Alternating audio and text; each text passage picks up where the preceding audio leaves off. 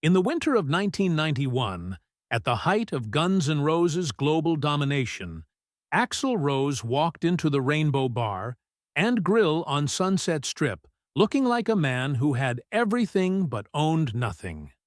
The Use Your Illusion albums had just shattered every record imaginable. The band was selling out stadiums across 5 continents, and every magazine cover on the planet seemed to feature his face. Yet something was fundamentally broken inside the most dangerous frontman in rock and roll. That night, while 80,000 fans in another city were still recovering from his legendary 3-hour performance, Axl did something completely out of character, something he had never done before in all his years on the Strip. He walked past the crowded bar, ignored the groupies calling his name, and approached the one corner booth that every musician in Los Angeles knew was permanently reserved. He sat down across from Lemmy Kilmister uninvited, looked the Motorhead legend directly in the eyes, and asked him a question that had been slowly destroying him from the inside for months. What Lemmy said in response consisted of only 3 words. Just 3 words. But those 3 words would change the trajectory of Axl Rose's life, haunt him through decades of chaos and isolation, and force him to confront a truth about himself that he had been desperately running from since the very first day he tasted fame. Tonight, we are finally going to reveal exactly what happened in that smoke-filled corner of the rainbow. What question Axl was brave enough to ask, what Lemmy's devastating answer actually was, and why this single moment explains everything that came after in the tragic and triumphant story of rock and roll's most unpredictable star. If you are fascinated by the untold stories of rock legends and want to discover the secrets that shaped music history, make sure to subscribe to this channel and hit that notification bell so you never miss another deep dive into the lives of the greatest artists who ever lived. To truly understand why this encounter mattered so much, you first need to understand what Axl Rose was going through in the fall of 1991. On the surface, he appeared to be the most successful rock star on Earth. The Use Your Illusion World Tour had just launched with a series of shows that broke attendance records across America. And the simultaneous release of 2 double albums had generated more media attention than any rock release in history. But behind the pyrotechnics and the sold-out arenas, Axl Rose was falling apart in ways that only those closest to him could see. The band that had once felt like a brotherhood of street survivors was now fractured beyond repair, held together only by contractual obligations and the sheer momentum of their commercial success. Izzy Stradlin, the rhythm guitarist who had been Axl's creative partner since their teenage years in Indiana, had just announced he was leaving the band, and his departure felt like the final confirmation that the original spirit of Guns N' Roses was dead. Axl's marriage to Erin Everly had collapsed in spectacular and painful fashion, leaving him emotionally devastated and facing accusations that cut deep into his sense of who he was as a man. The lawsuits were piling up, the press had turned hostile, and every night Axl would stand in front of tens of thousands of screaming fans, performing songs about pain and survival and rebellion, while feeling increasingly disconnected from the person he used to be. The fame that was supposed to validate his entire existence had instead become a prison, and no amount of gold records or magazine covers could fill the void that was growing larger inside him with each passing day. While Axl Rose was conquering the world and losing himself in the process, Lemmy Kilmister had been holding court at the Rainbow Bar and Grill for nearly 2 decades with the quiet confidence of a man who had absolutely nothing left to prove. By 1991, Lemmy was already a legend among legends, a survivor from an era when rock and roll actually meant something dangerous, when musicians lived by their own code and answered to no one but themselves. He had been the bass player for Hawkwind before getting kicked out for doing the wrong drugs at the wrong border crossing, and he had transformed that humiliation into the founding of Motorhead, a band that would go on to influence every heavy metal and punk act that followed. But what made Lemmy truly unique in the music industry was not his musical legacy. It was his absolute refusal to compromise on anything, ever, for any reason. While other rock stars from his generation had cleaned up their acts, gotten sober, hired image consultants, and carefully managed their public personas, Lemmy continued to drink Jack Daniels and Coca-Cola from morning until night, smoke unfiltered cigarettes by the carton, and speak his mind with a brutal honesty that most people found terrifying. He lived in a small apartment cluttered with Nazi memorabilia that he collected not out of any political sympathy, but out of a dark fascination with the aesthetics of evil. He had never married, claimed to have slept with over 1,000 women, and seemed genuinely unbothered by what anyone thought of him or his lifestyle. Every night that he was not on tour, Lemmy could be found at the same corner booth at the Rainbow, playing the video poker machine and drinking his signature cocktail, available to anyone who wanted to approach him but making no effort whatsoever to be approachable. He was, in the truest sense of the word, free. And in 1991, that freedom was exactly what Axl Rose was desperately searching for. The Rainbow Bar and Grill on Sunset Boulevard had been the unofficial headquarters of rock and roll excess since it opened its doors in 1972. The walls were covered with photographs of every musician who mattered, from Led Zeppelin to Motley Crue, and the back booths had witnessed more drug deals, romantic betrayals, and career-defining conversations than any other location in music history. Guns N' Roses had essentially grown up in this bar, spending their hungry years drinking on credit and hustling for attention before Appetite for Destruction turned them into the biggest band in the world. Axl knew every corner of this place, every bartender's name, every secret about who had done what to whom in the private rooms upstairs. Yeah, but there was one corner he had always avoided, one booth he had never dared to approach, and that was Lemmy's territory. It was not that Axl was afraid of Lemmy in any physical sense. Axl Rose was not afraid of anyone when it came to confrontation, as his long history of on-stage fights and backstage brawls had proven many times over. What kept Axl away from Lemmy's corner was something deeper and more complicated. It was respect bordering on reverence. It was the understanding that Lemmy represented something that Axl desperately wanted to be, but feared he could never become. Lemmy was authentic in a way that Axl suspected he himself was not. Lemmy had never changed for anyone, never softened his image, never apologized for who he was, and never seemed to suffer any internal conflict about the choices he had made. For Axl, who had spent his entire life battling demons both internal and external, who had reinvented himself from an abused kid in Indiana into a global superstar, who had built elaborate psychological walls between his public persona and his private pain, Lemmy's unshakable self-possession was both inspiring and intimidating. And on that night, in 1991, something finally broke inside Axl that made him willing to cross that invisible line. The accounts of what exactly happened that night come from multiple sources who were present at the Rainbow, including bartenders, fellow musicians, and members of both entourages who witnessed the encounter from a respectful distance. What everyone agrees on is that Axl Rose entered the bar alone, which was unusual because he almost always traveled with security and at least a few members of his inner circle. And he was wearing a leather jacket and his signature bandana, but those who saw him up close said his eyes looked tired in a way that no amount of stage makeup could hide. He ordered a drink at the bar, stood there for several minutes, as if gathering his courage, and then did something that made everyone in the room stop and stare. He walked directly toward Lemmy's booth.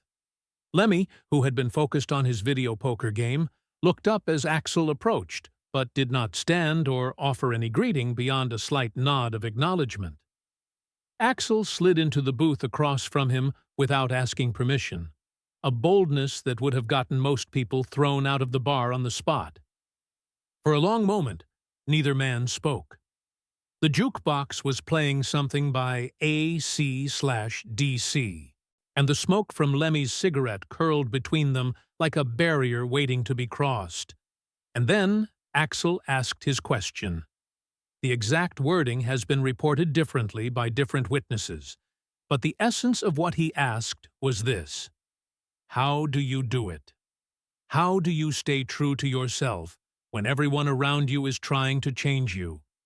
How do you not lose your mind when the whole world wants something from you that you do not know how to give? To understand why this question carried so much weight, you need to understand what Axl Rose had been dealing with behind the scenes of his spectacular public success. The Use Your Illusion era was supposed to be the band's victory lap, the moment when all their years of struggle finally paid off in the form of unlimited creative freedom and industry respect. Instead, it had become a nightmare of interpersonal conflict, legal battles, and psychological breakdown. Axl had taken control of the band's business affairs and creative direction in ways that alienated his bandmates and turned him into the sole target of every criticism and complaint. He had spent millions of dollars and years of his life trying to realize an artistic vision that seemed to grow more complicated and elusive with each passing day. His perfectionism had become a form of paralysis, causing constant delays and cancellations that damaged the band's reputation and infuriated fans who had paid good money to see them perform. And underneath all of this professional chaos was a personal life that was disintegrating just as rapidly. Axl had recently discovered through therapy that he had been abused as a child by his biological father, and this revelation had opened psychological wounds that he had spent his entire life trying to bury. He was having violent mood swings that he could not control. He was lashing out at people he loved. He was hearing voices in his head that told him he was worthless and that his success was a fraud. And he was surrounded by an industry full of people who were more interested in exploiting his talent than helping him survive it. When Axl sat down across from Lemmy and asked how to stay true to himself, he was not asking a casual question. He was asking for a lifeline. What happened next has been recounted so many times in rock and roll folklore that separating fact from legend has become almost impossible. But the core of the story remains consistent across every version. Lemmy looked at Axl Rose for what witnesses describe as an uncomfortably long time, maybe 30 seconds, maybe a full minute, just studying him with those heavy-lidded eyes that had seen everything the music industry could throw at a person and remained unimpressed by all of it. He took a long drag from his cigarette. He finished the last of his Jack and Coke and set the glass down with a deliberate click. And then he spoke. 3 words. That was all. 3 words delivered in that unmistakable gravelly voice that had been singing about sex and death and rebellion for over 20 years. The words were simple. The words were brutal. The words were exactly what Axl Rose needed to hear, and simultaneously, the last thing he wanted to hear. Lemmy leaned forward across the table, locked eyes with the biggest rock star in the world, and said, "Stop caring completely." That was it. Stop caring completely. No follow-up explanation. No softening qualifiers. No acknowledgement that this advice might be difficult or complicated to implement. Just 3 words that cut through all of Axl's elaborate psychological defenses and struck at the core of his problem with surgical precision. The reason Axl Rose could not find peace, the reason he could not simply enjoy his success and live his life, was because he cared too much about everything. He cared what critics wrote about him. He cared what his bandmates thought of him. He cared what his ex-wife believed about their failed marriage. He cared what the fans expected from every performance. He cared about his legacy, his artistic vision, his public image, and the endless parade of people who felt entitled to judge and critique and demand things from him. And all of that caring was eating him alive from the inside, turning every day into a battle that could never be won, because there would always be someone new to disappoint, always be some new criticism to absorb, always be some new expectation to fail to meet. According to those who witnessed the encounter, Axl sat in silence for several minutes after Lemmy delivered his verdict. He did not argue. He did not ask for clarification. He did not try to explain why his situation was more complicated than Lemmy understood. He just sat there, processing the brutal simplicity of what he had just been told, while Lemmy returned his attention to the video poker machine as if the conversation had never happened. Eventually, Axl stood up. He nodded once in Lemmy's direction and walked out of the rainbow without saying goodbye to anyone. The entire encounter had lasted less than 15 minutes, but everyone who witnessed it knew they had seen something significant, even if they could not fully articulate what it meant. In the days and weeks that followed, people who knew Axl reported that he seemed different somehow, quieter and more contemplative, as if he was wrestling with something heavy that he could not quite resolve. The Use Your Illusion tour continued its chaotic path around the world, with all the same cancellations and controversies and on-stage meltdowns that had characterized it from the beginning. But those closest to Axl noticed subtle shifts in his behavior that suggested Lemmy's words had penetrated deeper than anyone expected. He started making decisions more quickly, without the endless deliberation that had paralyzed him for years. He stopped reading reviews and interviews about himself. He fired several people from his inner circle who had been feeding his worst instincts. And he began talking, privately, about the possibility of walking away from the music industry entirely, if that was what it took to find some measure of peace. But here is the tragic irony that makes this story so compelling. Axl Rose heard Lemmy's advice, understood it completely, recognized the profound truth at its core, and still could not follow it. The reason was not weakness or stupidity or any lack of self-awareness. The reason was that Axl Rose and Lemmy Kilmister were fundamentally different kinds of people who had been shaped by fundamentally different kinds of experiences. Lemmy had grown up in post-war England with a mother who loved him and a sense of self that had been stable from an early age. He had discovered rock and roll as a teenager and known immediately that it was his calling. He had never expected fame or fortune, never craved validation from the mainstream, never needed anyone's approval to feel whole. His ability to stop caring was not a technique he had learned or a philosophy he had adopted. It was simply who he was, as natural to him as breathing. Axl, on the other hand, had grown up in a nightmare of abuse and religious oppression in Indiana, raised by a stepfather who beat him and a community that told him he was worthless and damned. His entire personality had been constructed around the desperate need to prove those people wrong, to achieve something so undeniably great that no one could ever deny his value again. Caring what people thought was not a choice for Axl.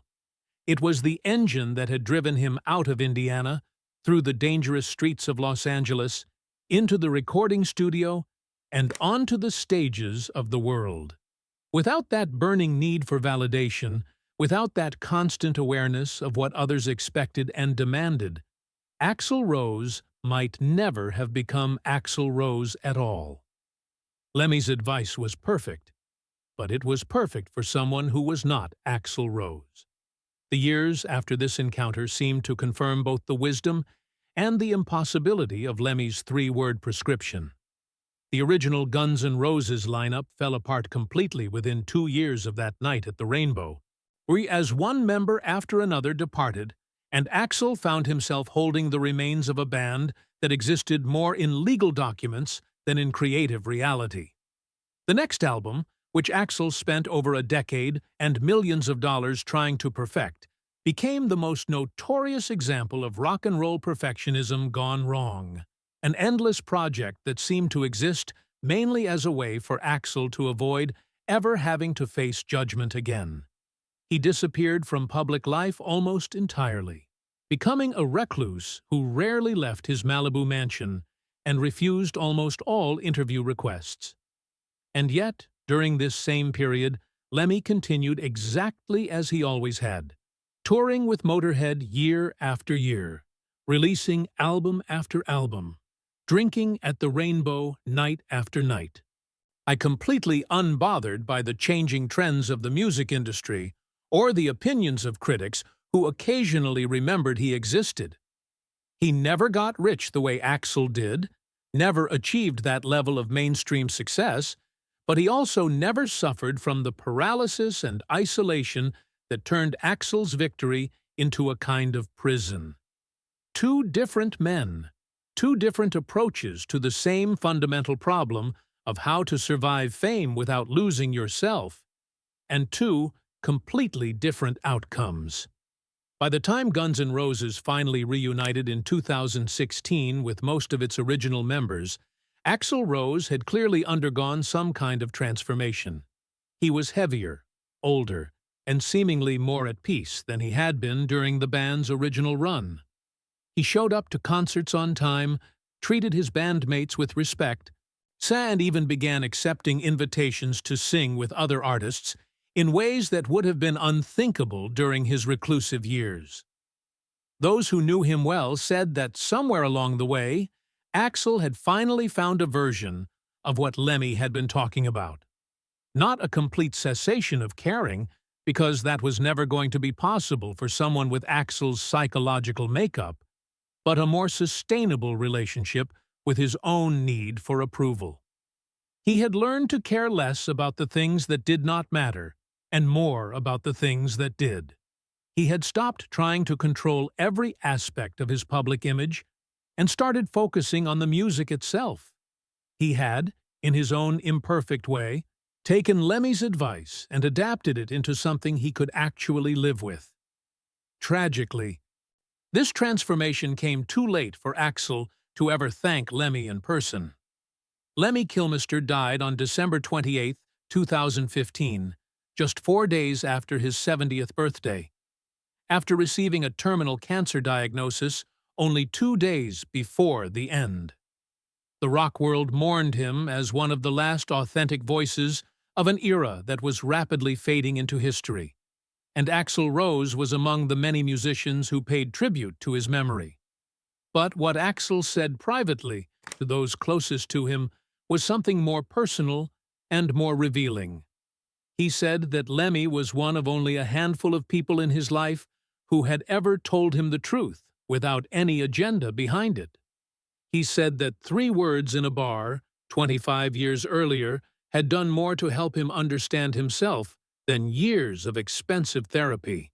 And he said that his only regret was that he had not been brave enough to follow the advice sooner, when there was still time to save the original band and spare everyone involved years of unnecessary suffering. The story of that night at the Rainbow is not just a piece of rock and roll history. It is a parable about the difference between knowing what you need to do and actually being able to do it. Lemmy Kilmister understood something fundamental about human happiness, that most of our suffering comes from caring about things we cannot control, from tying our sense of self-worth to the opinions and reactions of people who do not have our best interests at heart. His prescription was simple, and it was true. Stop caring completely. Let go of the need for approval, the fear of criticism, the desperate hunger for validation that turns every day into a performance and every interaction into an audition. Just be who you are, and let the world react however it chooses to react. But as Axl Rose's story demonstrates, knowing this truth and living this truth are two entirely different achievements. Most of us are more like Axl than like Lemmy. Most of us were shaped by experiences that made caring about others' opinions feel like a matter of survival. Most of us cannot simply decide to stop caring any more than we can decide to stop breathing. And yet, the fact that Lemmy's advice remains relevant 30 years later, the fact that people still tell this story and still find meaning in it, suggests that maybe the goal is not to achieve Lemmy's perfect freedom, but simply to move in that direction. And maybe the point is not to stop caring completely, but to care a little less each day, to gradually loosen the grip of other people's expectations, to find small moments of genuine self-acceptance in a world that constantly demands we prove ourselves worthy. Lemmy showed us what the destination looks like. Axl showed us how hard the journey can be. And together, their story reminds us that rock and roll, at its best, is not just about music. It is about the struggle to live authentically in a world that rewards conformity and the rare individuals who manage to do it against all odds.